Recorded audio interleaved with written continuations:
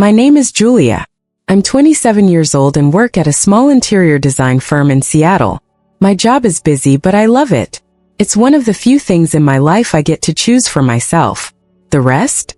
Well, I barely have a voice in my own family. I have an older sister named Melissa, for years my senior. She's married and has 3 sons, triplets, all 6 years old.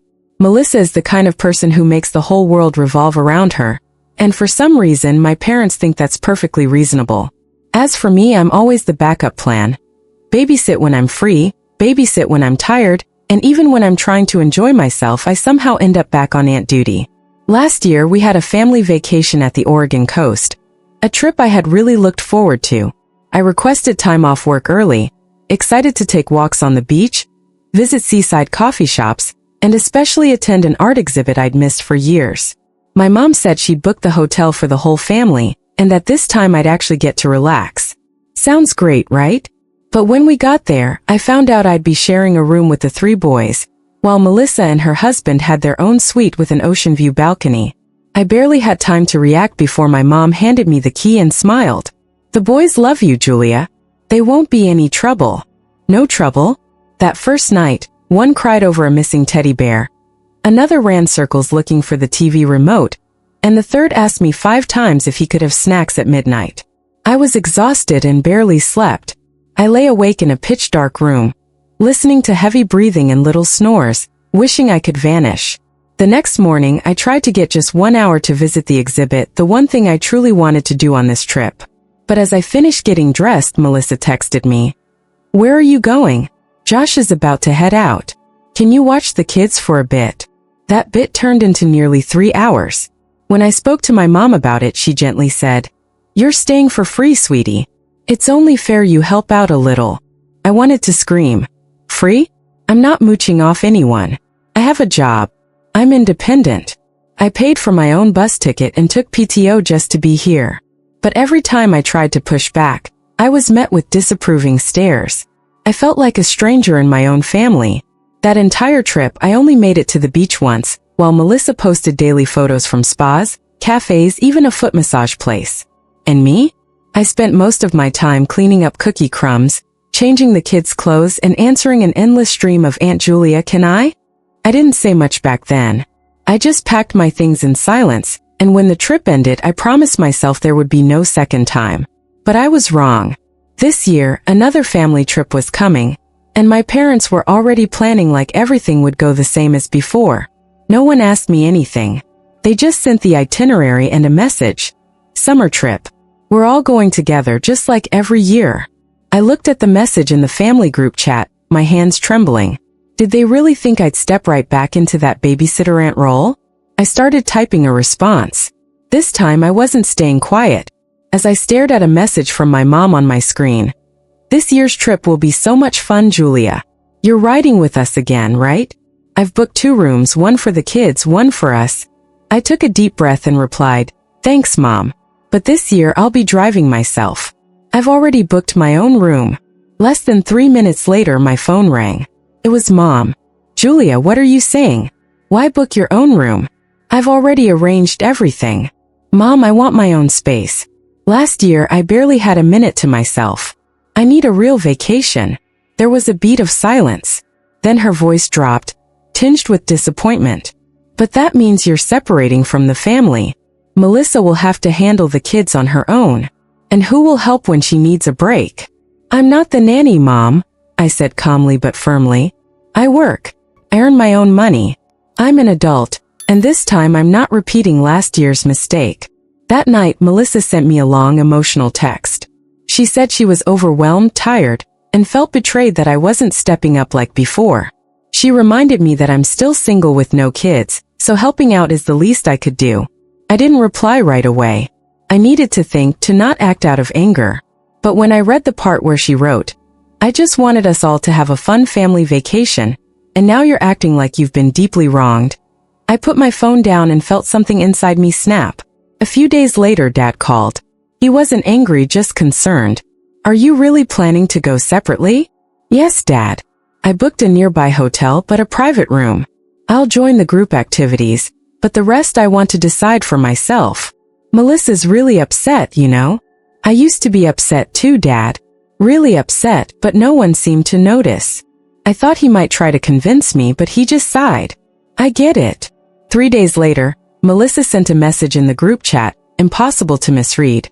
Have your personal vacation, Julia, but don't expect the family to be happy if you skip everything just because you want freedom. You don't get to do that. I didn't reply, but I added an extra layer of privacy protection to my hotel booking. I mapped out my entire schedule. A coastal craft workshop, a sunrise hike, and of course an afternoon at my favorite gallery. This trip wasn't going to be about babysitting or swallowing my frustration. I had spent my entire 20s trying to please others, keeping things smooth, while my own needs were constantly pushed aside. This time I was going to be heard. The night before departure, Mom sent a final message. We'll wait for you at the rest stop as planned. Even if you're not riding with us, I hope you'll still come. I read it in silence. I don't hate them. I just refuse to keep playing the role that's been draining me for years. At dawn I left early. The air was cool and fresh. My suitcase sat neatly in the back seat. My favorite playlist played softly. I smiled. For the first time I was heading somewhere for me, not for anyone else. And this vacation, no matter what happened, I wouldn't let anyone push me back into a supporting role.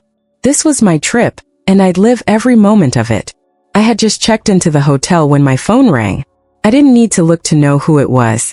I took a deep breath and answered. Where are you? Melissa's voice cut through the speaker, cold as steel. I just checked in, I said, trying to stay calm. Private room. Like I told you. Private room. She laughed a sharp, joyless laugh. Julia, are you seriously doing this? Turning our family vacation into your own personal getaway? No, I'm still joining the group stuff, I said slowly. But I also have the right to rest in my own way. I can't believe this, Melissa snapped. I'm juggling 3 kids. Josh is constantly on work calls, and Mom and Dad aren't getting any younger. Who do you think is going to help me if you just disappear like this?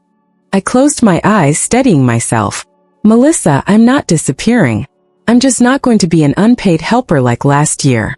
I'm not 19 anymore. But you're still single. No kids, no real responsibilities except yourself. My sister's voice took on a sharp, accusing tone. You have so much free time, Julia, and me? I just need a little help. Just a little. Is that really too much? I gripped the phone tighter. I'm not your backup plan for burnout. I have a job, a life. I need rest too, Melissa. There was a pause on the other end. Then Melissa started crying. I'm exhausted, Julia. I haven't had a single night of decent sleep. You're free, relaxed, and I'm stuck in this endless cycle of fatigue. And you can't sacrifice even a little to help me. My heart sank, but I didn't back down. You chose motherhood. I respect that. But you can't expect me to sacrifice my life just because you're unhappy with the one you chose. So, it's all about you now. No, it's about knowing my limits, I said clearly. And I've learned that if I don't protect them, no one else will. The call ended in silence. I set the phone down, my heart still racing with emotion. I knew Melissa would tell Mom, and I knew the storm wasn't over yet. Sure enough, an hour later, Mom called. She wasn't yelling, but her voice was full of disappointment. Julia, what are you doing? Melissa's really hurt. Couldn't you be a little more flexible? Mom, I said slowly, last year I was as flexible as I could be. I gave up my time, my energy, my freedom. I didn't even sleep properly. And through it all, you never once asked if I was okay. You only asked if I could help Melissa. She was silent. I love this family, but I'm tired of being the one everyone overlooks. If you only see me as a temporary fix for other people's problems, then I don't want that vacation. Mom sighed. You've changed, Julia. I've grown up, Mom. I didn't know if they truly understood or just felt like I was rebelling. But I knew one thing for sure. This was the first time I hadn't backed down under family pressure. And whatever came next, I was no longer the person who said yes just to keep the peace. That night, I took a walk alone along the beach. The sunset lit up the sky in gold. The ocean breeze ran through my hair, and I felt a strange, peaceful clarity. I realized I might be upsetting people, but for the first time, I wasn't betraying myself. I had never thought I'd post anything personal online, especially not about my family. But after the call with Mom and Melissa's passive-aggressive texts, I felt suffocated. I needed to say something, not to vent but to clear my mind. So, I created an anonymous Reddit account, went to a casual life stories subreddit and wrote. I shared about last year's vacation, how I had to sleep with 3 kids while my sister got her own room. I explained how my family assumed I was available just because I wasn't married or a mom. I kept details vague, no names, no locations. At the end I asked, am I wrong for wanting a real vacation for myself? I didn't expect it to blow up, but within hours there were hundreds of comments and most supported me. Some said I was too patient. Others said I should have drawn the line long ago. Many shared similar stories where self-sacrifice was treated like duty and independence was seen as selfishness. I read every comment, feeling both relieved and sad. Relieved that I wasn't alone and sad that so many of us had been pushed into side roles in our own lives. Then the thing I never expected happened. Melissa saw the post. She called me at 6 a.m. the next morning while I was having coffee on my hotel balcony, watching the sunrise. Did you write that? She demanded, her voice sharp. I stayed calm. You recognized it was me? How could I not? You think you're anonymous? You described everything in detail. Who wouldn't know it was about me? I didn't name anyone, but you made me a joke in front of thousands. Do you know how many people are calling me selfish now? I didn't make anyone say anything, Melissa, I said. They're reacting to what they read. And what I wrote was the truth. There was a beat of silence. Then she started crying, not with hurt this time but with fury. You destroyed my image, Julia. You humiliated me in front of the entire world. I didn't answer because what she cared about was image, not truth. For her, it was always about how things looked, never how people felt. 3 hours later, I got a message from Mom. Did you really do that? You posted about our family online. I typed back, yes, Mom, because if I didn't speak up, no one would have listened. First, she was angry. She said I was ungrateful and that I hurt my sister. But then she started reading not just the post but the comments too. The words from strangers clear, fair, unbiased. By that evening she called again, her voice softer. I didn't think people would see it that way. I thought you were exaggerating. How many times have I exaggerated, Mom? I asked. But no one listened until someone else said it. After that call I didn't hear from Melissa again. But Dad called. He kept it brief. Your mom and I just talked to your sister. We all need to have a proper conversation. But I want you to know I'm sorry I didn't see it sooner about everything. I was stunned. I couldn't remember the last time I'd heard Dad say sorry.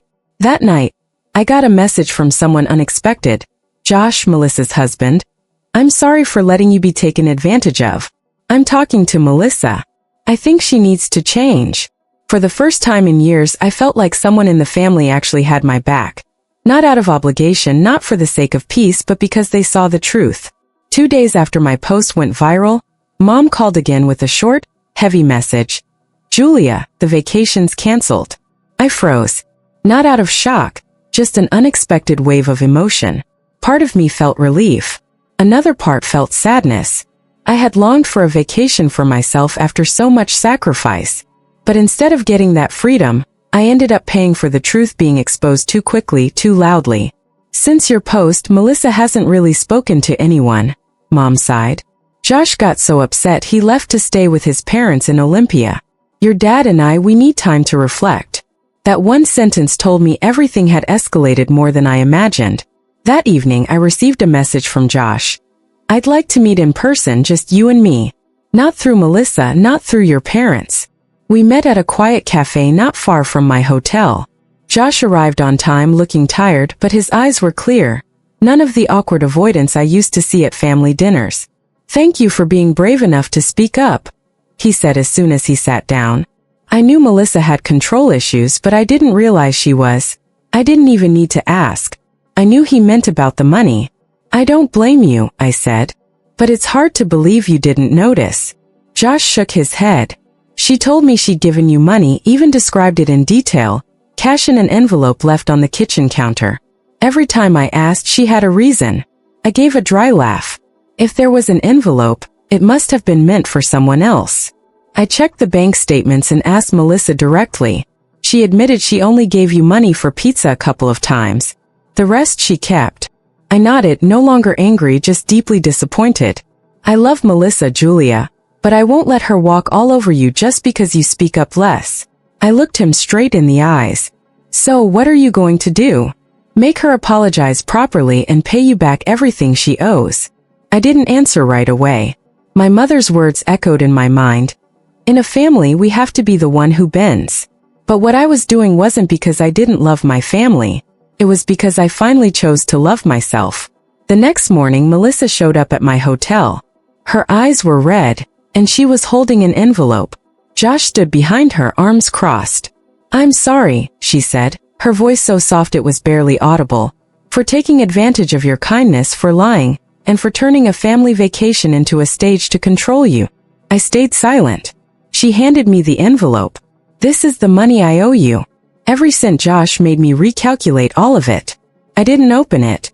I just looked at her and asked, "Do you think things can ever go back to the way they were?" She shook her head. "No. And I think maybe that's a good thing." I felt the corners of my mouth lift slightly, unsure if it was a smile or something more bittersweet. "I need help," Melissa added. "Josh asked me to start seeing a therapist." I agreed, "but I'm not sure I can fix everything." I responded slowly. "You don't have to fix everything in one day. But if you can start by respecting other people, especially the quiet ones, that's already more than enough." Melissa nodded. And for the first time, she didn't look like the powerful older sister.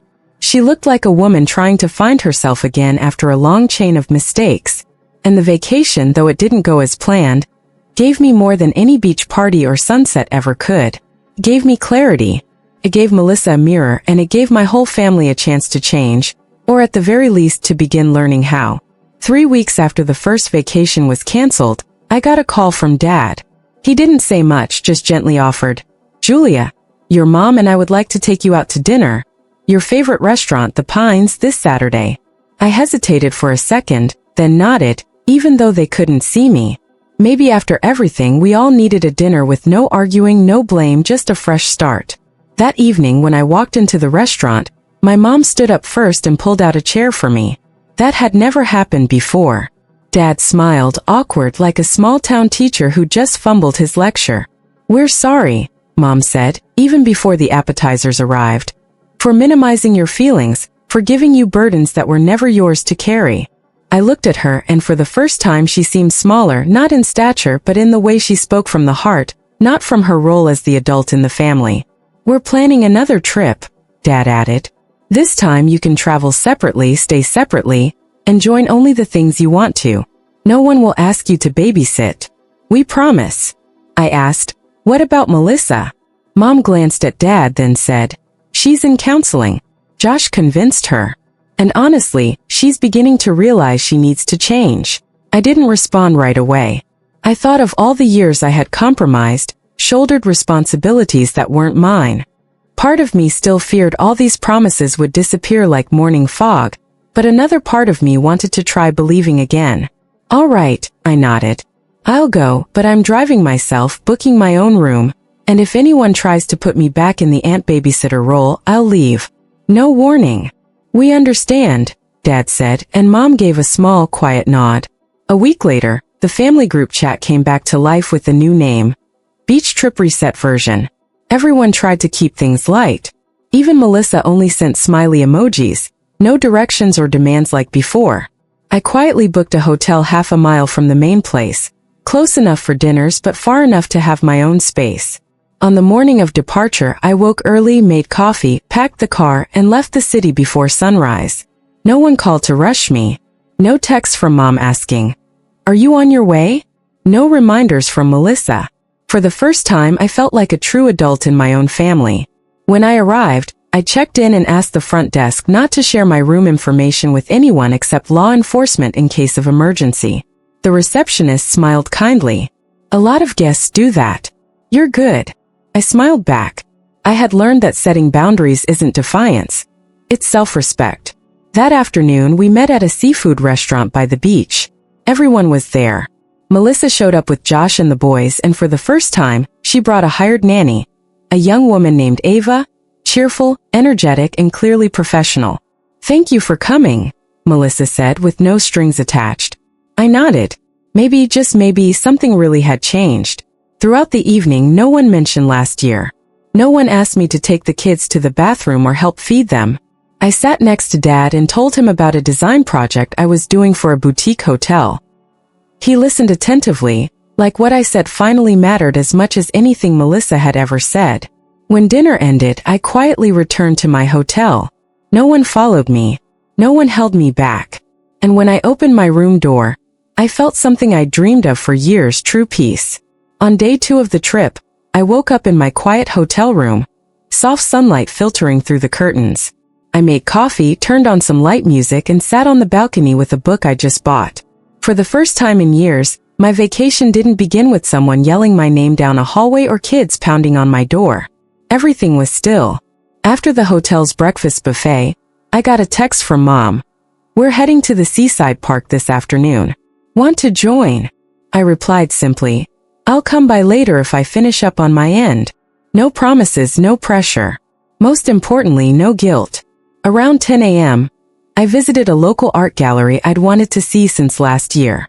I wandered through the paintings, studying each brushstroke, and for the first time, I felt this vacation truly belonged to me. Just as I was leaving the gallery and planning to grab coffee by the beach, my phone buzzed. It was Ava, the nanny Melissa had hired. "Hi, Julia. I'm sorry to call, but Melissa asked me to see if you could watch the boys for about 15 minutes. She said, it's urgent." I didn't answer right away. A chill ran down my spine. I took a deep breath, steadying myself. "Ava, I think you're great," I said slowly, "but I'm not the babysitter. If Melissa has something urgent, she should have planned ahead or made other arrangements." "Yes, I understand.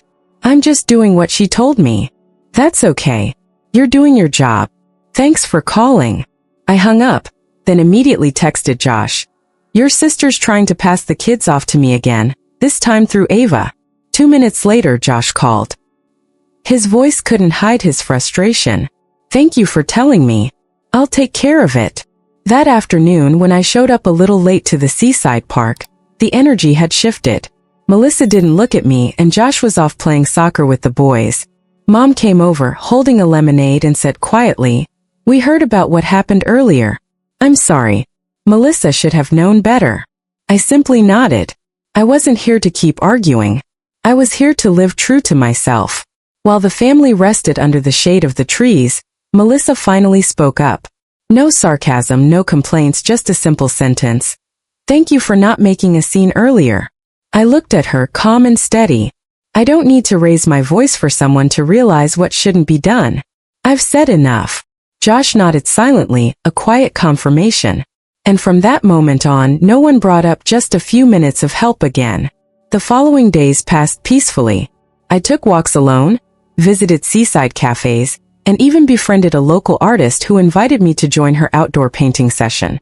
When the family had group activities, dinners, the aquarium visit, or a beach barbecue, I joined on my terms, enjoyable, never forced. I wasn't avoiding them, but I also wasn't allowing myself to be pulled back into an old role.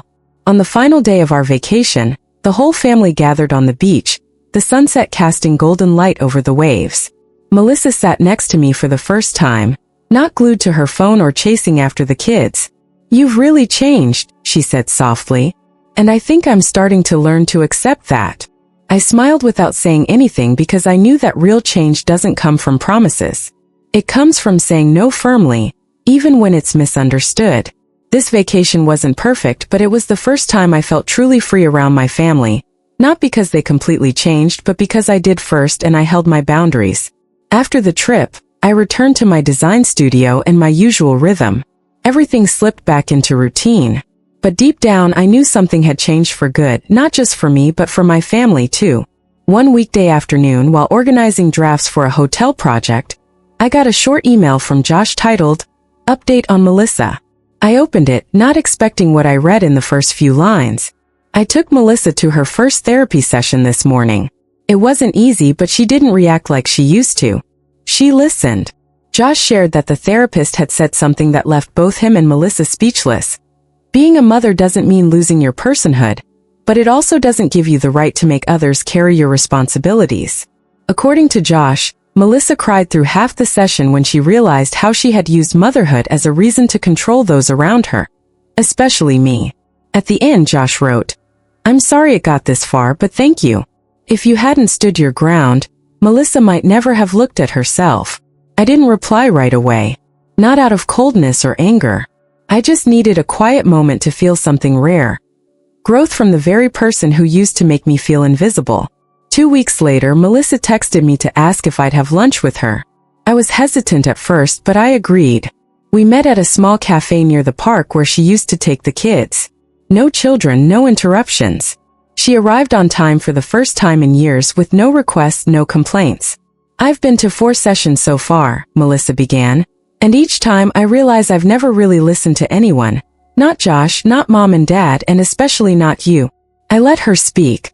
I think being the oldest and growing up as the only adult in the house for a while, I got used to thinking everything should revolve around me. When I had kids, I panicked, and instead of asking for help the right way, I just expected it. "Especially from you." I nodded lightly. "I understand, but understanding doesn't mean accepting. And you shouldn't have accepted it," Melissa said firmly, then gave a sad smile. "Josh hired a full-time nanny last week. Ava will help with school runs and teach the kids basic life skills. I'm not asking for your help anymore. I just hope one day you'll see that I'm changing." I looked at her for a long time. I saw the tiredness but none of the old pride. Instead, there was something real: humility, the clarity that comes after being overwhelmed for too long. From that day on, things started flowing in a new direction, slowly but steadily. Mom called me weekly but always began with, "Are you free?" Not, "Can you help me with something?" Dad started sending me pictures of the garden bench he built himself instead of asking me to do it for him. As for Melissa, she was still relearning how to be just a sister, not a commander. Sometimes the old instincts came back, but I knew how to hold the line now, and she was learning to stop before crossing it. I kept a healthy distance, not to stay away, but because I was rebuilding a bridge, one with stronger supports, clearer boundaries, but wide enough for both sides to meet if we both chose to walk across. When fall arrived, I received a handwritten card from Melissa. Just one sentence, written in the familiar rounded handwriting I remembered from high school. "Thank you for not staying silent forever." I held the card for a long time. Not because I was overwhelmed, but because I knew this wasn't the end of the story. But at least from Jiva now on, I wouldn't be the only one listening without being heard. And that, for me, was a beautiful beginning to any kind of change. About a month after coming back from vacation, I got an unexpected message on Instagram. It was from Emily, the woman who worked at the little bookstore on the corner where I often spent my weekends. "Hi, Julia. I don't know if it's coincidence or fate, but I read that Reddit post and I knew it was you." My heart skipped a beat. Not from shame, but because I never expected someone from my real life to connect with a story that began with frustration and ended with self-respect. Emily had always caught my attention, not because she was flashy, but because of the way she patiently introduced each book with a gentle smile. Always kind, never superficial, like someone who could see right through people without needing many words. I replied, "I guess that post traveled further than I thought." She messaged back almost instantly. "It did, because it was real and because so many people have been Julia in their own families but never found the words." We made plans to meet the following weekend at an outdoor art exhibit downtown. Nothing formal, just 2 people walking side by side talking about art, books, and the boundaries everyone should learn to set early on.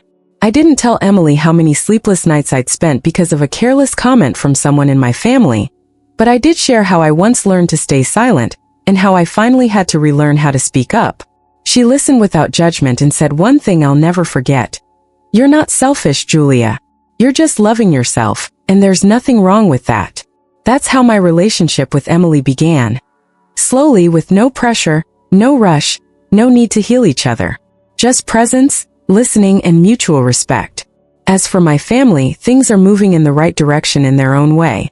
Melissa continues therapy. Our conversations are no longer tense. One time, she even sent me photos of watercolor paintings she did in an art class. "Instead of controlling, I'm learning to let go," she wrote. "Josh is more involved with the kids now. Every weekend, he takes them out on his own, giving Melissa time to breathe or just be herself for a bit."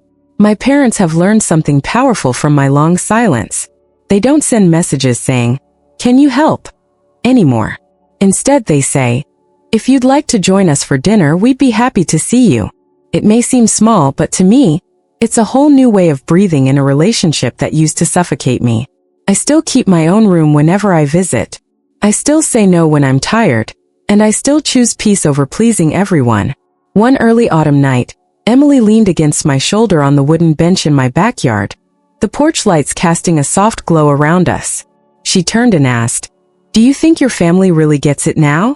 I smiled and squeezed her hand. They don't have to understand everything, as long as they respect it. And this time I think they finally do. My story isn't a miracle. There's no dramatic transformation, no tearful finale where everything's fixed. But it's a real journey where I learned to stand my ground and learned how to love others by first being kind to myself. And if someone asked me what changed a deeply rooted family dynamic after all those years, I'd simply say, I stopped saying yes to things that broke me, and I started living like I was worth it. My story isn't just about reclaiming the right to rest. It's a reminder that prolonged silence can become a burden. I used to be the easy one in the family until I learned that love shouldn't come with unconditional sacrifice. Today, I have my own life, a healthy relationship, and a family that's slowly learning to love without control. I'm no longer the free babysitter. I'm myself, whole and independent. What do you think about Julia's journey? Was she too firm, or did she finally do the right thing to protect herself? Share your thoughts below and don't forget to follow the channel for more powerful stories about family and personal boundaries.